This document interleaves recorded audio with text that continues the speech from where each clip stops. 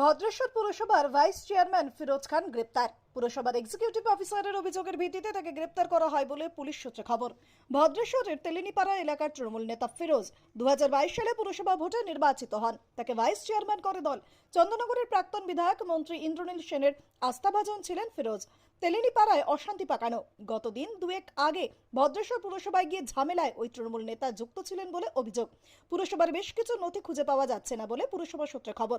পুরসভারই ওই ভদ্রেশ্বর থানায় অভিযোগ করেন।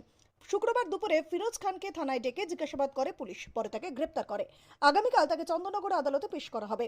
তৃণমূল নেতা ফিরোজ খানের বিরুদ্ধে আরও নানান অভিযোগ রয়েছে, সে সবই খতিয়ে দেখা হবে বলে জানিয়েছে ডিসিপি চন্দননগর। গতকালই ভদ্রেশ্বর পুরসভার চেয়ারম্যান প্রলয় চক্রবর্তী সহ 8 তৃণমূল কাউন্সিলর পদত্যাগ করেন। 22 ওয়ার্ডের ভদ্রেশ্বর পুরসভা ছিল বিরোধী শূন্য। তবে বিধানসভা নির্বাচনে তৃণমূলের ভরাডুবি হতেই পরিস্থিতি বদল হতে শুরু করে। পুরসভা নির্বাচনের অনেক আগেই ভদ্রেশ্বর পুরসভার বোর্ড ভেঙে গেল বলা যেতেই পারে।